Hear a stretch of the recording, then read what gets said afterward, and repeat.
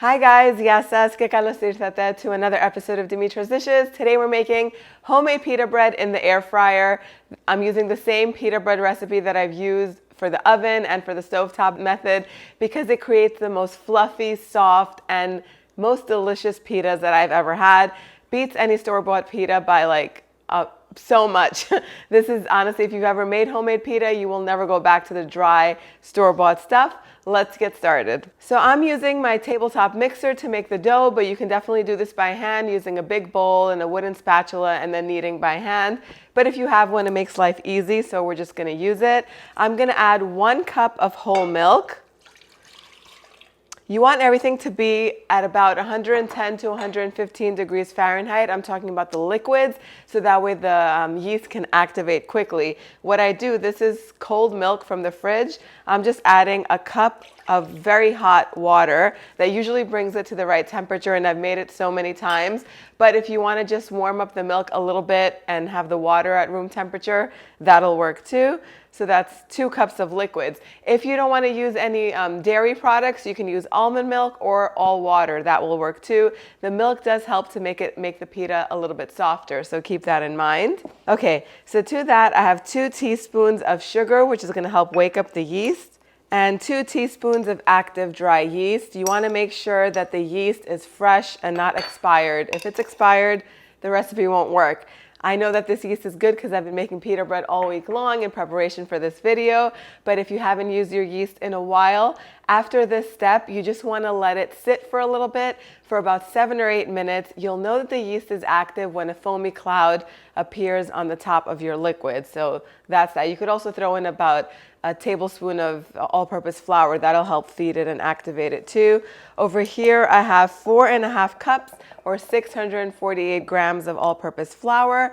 And I also have 2 teaspoons of salt. And I'm just gonna mix that all up. You can do half whole wheat flour and half white if you want a little bit of a more nutty texture and a little bit more nutritional value too. Before I add that to the bowl, I'm gonna add 2 tablespoons of olive oil. Get all the wet ingredients in there.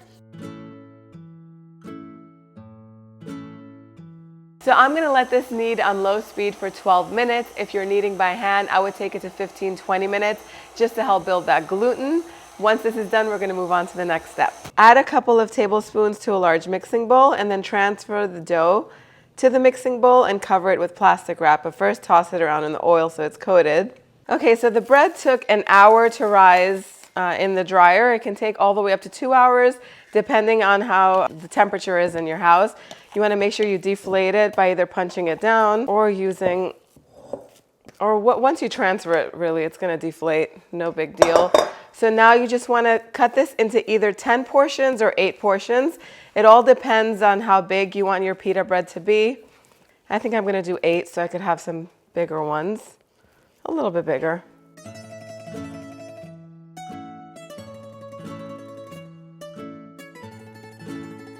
And just roll each portion out into a ball. You could do it on the counter like this, or you can do it in your hand.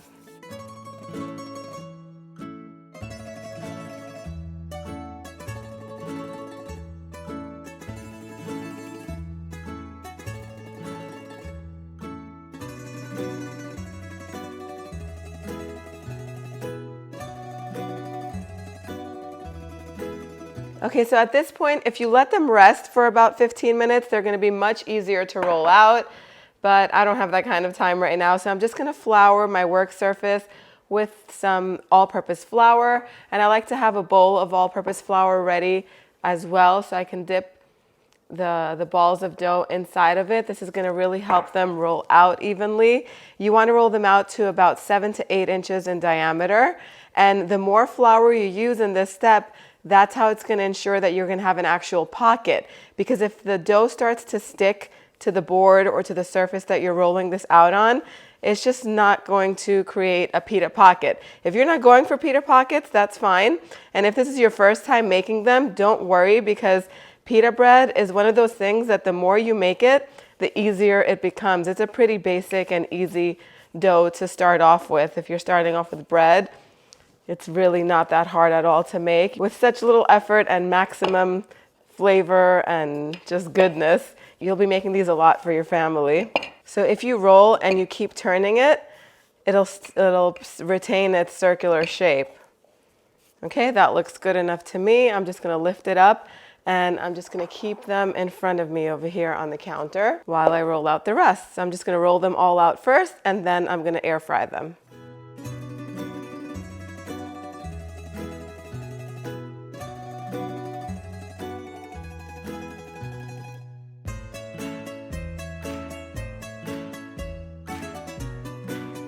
Then go ahead and set the air fryer to 400 degrees Fahrenheit, and you're gonna bake one at a time, one pita bread at a time for 4 minutes.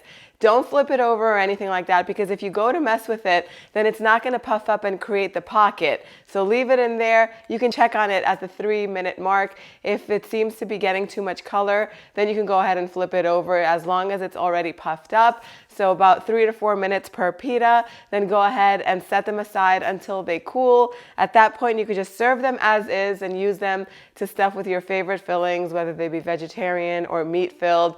You can use it to dip in olive oil, whatever you want. They're so good and delicious. And any leftovers, once they're completely cooled, you can transfer them to freezer-safe bags, and they stay fresh in the freezer for a month or two. I mean, they don't last that long in our house because fresh pita bread, who does not want that? We like to eat it with eggs in the morning. And again, like I said, there's so many uses for them.